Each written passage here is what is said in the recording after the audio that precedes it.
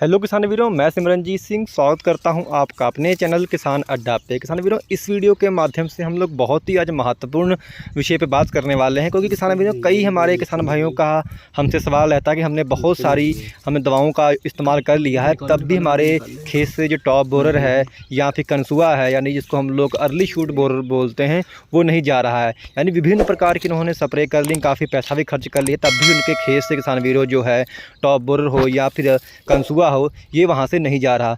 और इसके सिवा एक सवाल और रहता है किसान भाइयों का कि यह जो आक्रमण है बहुत जल्दी हमारे खेतों पे होने लगा है। यानी कि अगर आपकी फसल अभी 1.5-2 महीने की हुई है, तभी आपके खेतों में जो है कंसुआ का अटैक होने लगा है। तो किसान भाइयों, ये इसलिए हो रहा है क्योंकि इस समय जो हमारे जो टेम्परेचर है वो काफ़ी ज़्यादा हाई हो गया। यानी सामान्यतः जो टेम्परेचर 1 महीना बाद में होना चाहिए था, वो 1 महीना पहले ही काफ़ी ज़्यादा टेम्परेचर हमारा वातावरण का बढ़ रहा है। इसीलिए किसान भाइयों इनका जो आक्रमण है काफ़ी जल्दी होने लगा है। तो किसान भाइयों, हमें करना क्या है जिससे कि इनके आक्रमण से बचा जाए। सबसे पहले बात करते हैं किसान वीरों कि इन दवाओं का असर हमारे इन कीटों पे क्यों नहीं हो रहा। तो सबसे बड़ी जो वजह है कि हमारे किसान भाई एक ही साल्ट का लगातार उपयोग कर रहे हैं, जिसकी वजह से उसमें जो कीड़े हैं उनमें रेसिस्टेंट पावर बिल्डअप हो चुकी है। तो इसके लिए किसान वीरों करना क्या है, आपको कम से कम 2 साल्टों का उपयोग आपको एक साथ करना है, तभी इन पे यह कारगर होंगे।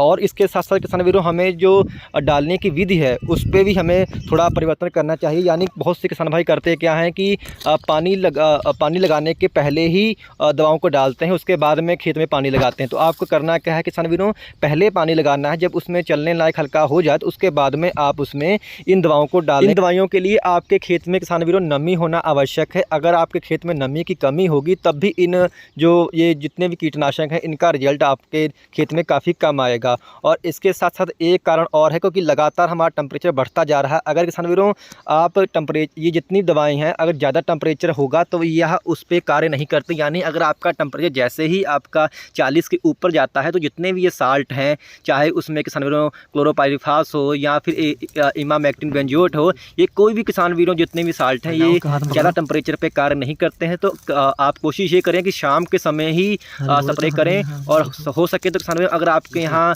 हल्के बादल छाए हों तो वैसे इस स्थिति में किसान वीरों आप इसकी स्प्रे करें तो इनका जो रिजल्ट है काफ़ी अच्छा आएगा। क्योंकि जैसे ही टेम्परेचर हमारा 35 से ऊपर होता है तो ये साल्ट बहुत ही कम काम करते हैं, और जैसे ही ये 40 के ऊपर जाता है तो ये साल्ट बिल्कुल ही काम करना किसान वीरों बंद कर देते हैं। और हो सके तो किसान वीरों कम से कम 2 साल्ट आप एक साथ डाल लें, जिससे कि आपका रिजल्ट अच्छा आए। अब बात आती है किसान वीरों कि हमें ये जितने भी रोग लग रहे हैं तो इनके लिए हमें कौन सी दवा डालें जिससे कि इनका अच्छा रिजल्ट आए।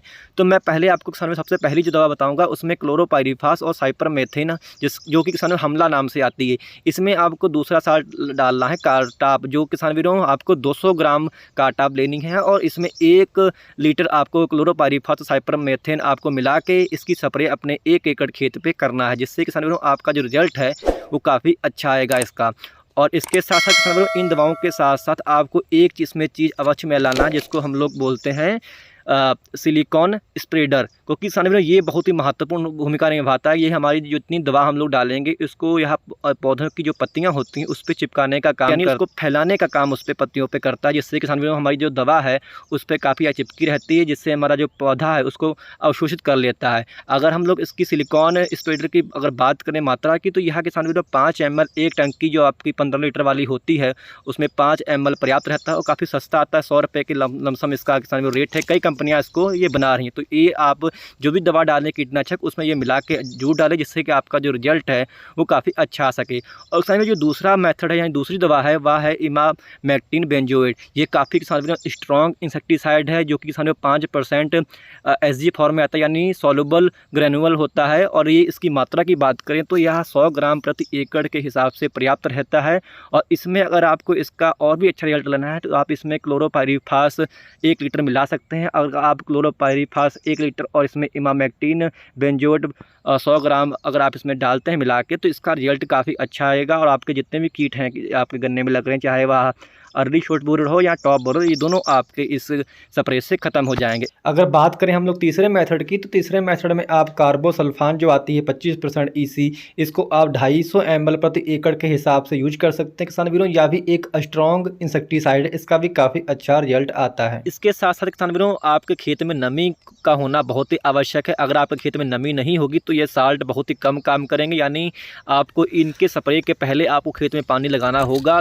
और इसके साथ साथ आपको एक चीज़ का और ध्यान रखना पड़ेगा, जब आप इन इंसेक्टिसाइडों का स्प्रे करें तो आप उसके साथ कोई भी फंगीसाइड या फिर कोई खाद आप इसमें, यानी जैसे जिंक वगैरह आप इसमें मिला के ना डालें, क्योंकि किसान वीरों जितने भी आप ये फंगीसाइड या आप उसमें खाद कोई मिला के डालेंगे तो उससे क्या होगा, आपकी जो इंसेक्टिसाइड की जो क्रियाशीलता है उसमें कुछ हद तक कमी जरूर आती है। तो आप कोशिश करें आप इनको खाली सिंगल डालें, यानी अगर आप किन्हीं 2 साल्टों का उपयोग कर रहे हैं इंसेक्टिसाइड का तो आप उन्हीं का खाली उपयोग करें, उसमें किसी प्रकार के कोई फंगीसाइड या खाद मिला के आप उसमें ना डालें। तो किसान वीरों जितने भी मैंने आपको मेथड बताए हैं, आप उनमें से किसी एक मेथड का उपयोग करके आप जितने भी आपके कीट लग रहे हैं गन्ने की फसल पे, आप उनका नियंत्रण कर सकते हैं। तो किसान वीरों कैसी लगी आपको यह हमारी जानकारी, आप हमें कमेंट करके जरूर बताइएगा और हमारे चैनल को आप सब्सक्राइब करना मत भूलिएगा। धन्यवाद।